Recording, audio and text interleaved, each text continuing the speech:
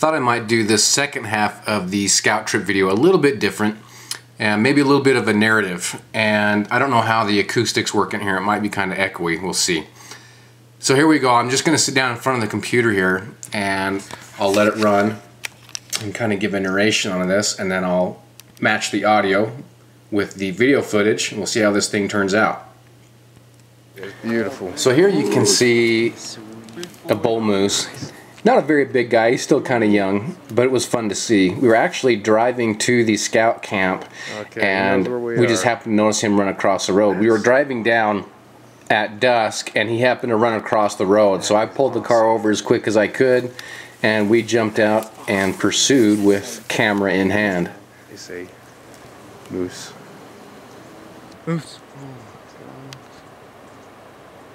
It's been a long time since I've seen you. Yeah, me too. He was a lot of fun to see. You can see him kind of checking us out here.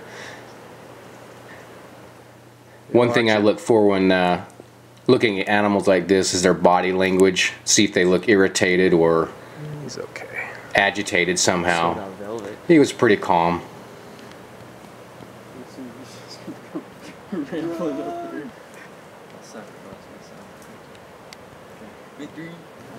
Of course, you can still notice that velvet on his rack too. Is that a young one?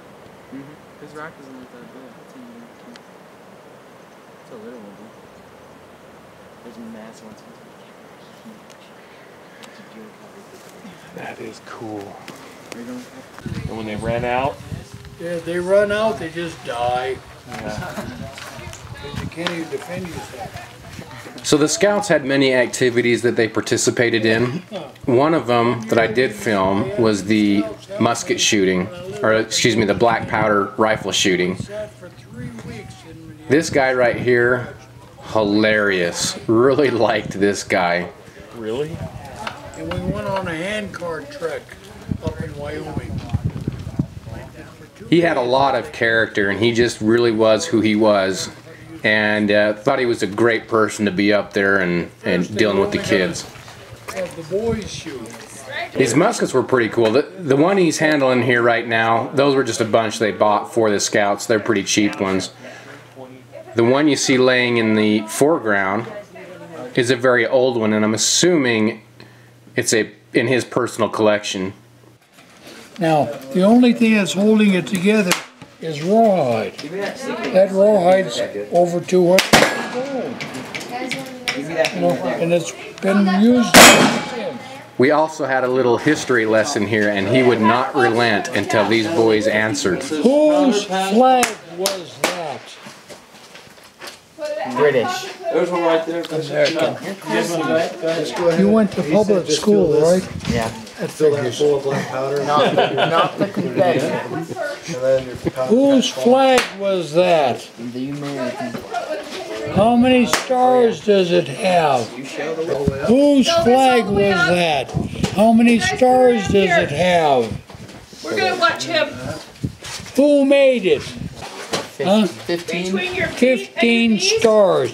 Whose flag was that? You've got both hands free and it's not pointing at anybody's face, okay? 1804. 1804, of course, that is when Lewis and Clark set off for their exploration trip. And this is what he's trying to drill down and teach the kids. Come on. They don't teach you history at all. To St. Louis to Sacagawea.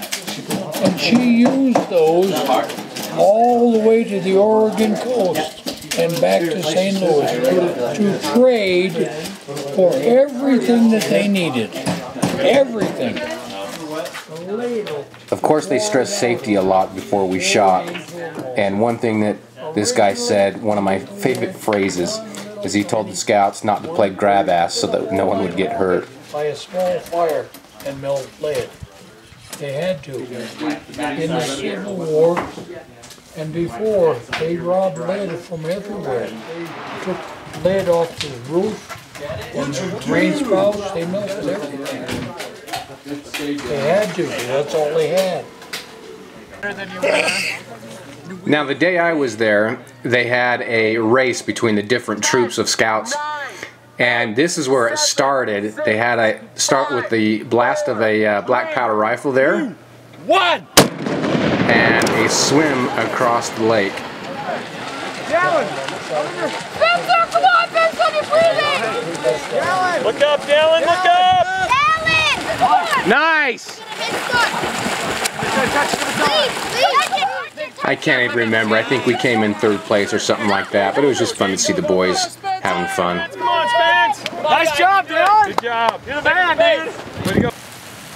Being in these mountains, love these mountains. This is probably my favorite place I have ever been to. Not specifically this area, but this mountain range.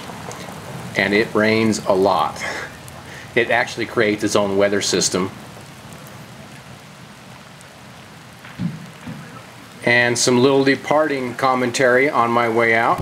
Anyway, I might try and stop and do some sightseeing on the way home. I come to this canyon as much as I can, or this area, and it is by far my favorite. So I'm gonna hit a couple areas maybe on the way home. Lots of fun, and it's nice to see that there's a program like this that still keeps the kids interested in the outdoors and the outdoor type of things. You know, we did some black powder shooting, we did some tomahawk throwing and some throwing knives. Fortunately, I didn't film everything because honestly, we were just kind of having fun hanging out and doing that part of it. But overall, it was lots of fun. Glad I came.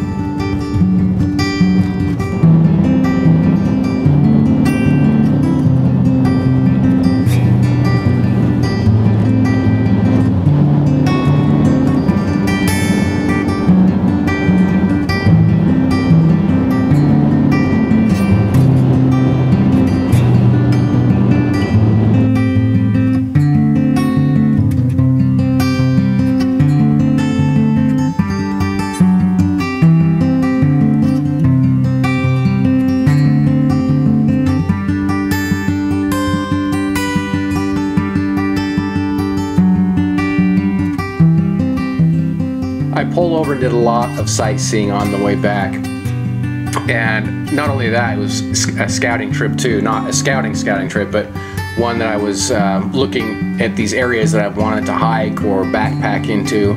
So I was just looking at the trailheads.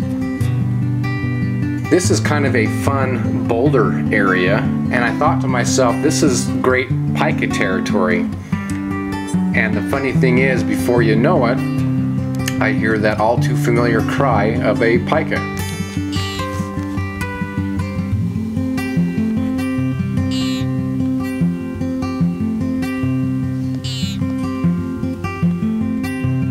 Of course, as soon as I find him with the camera, he stops vocalizing.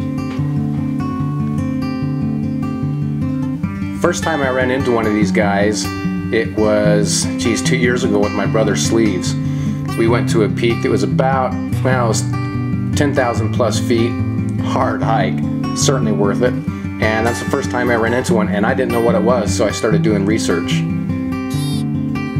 That's a lot of what's been fun about this YouTube thing too, is it really forces me to look and learn about things because I want to be knowledgeable about them when I present them.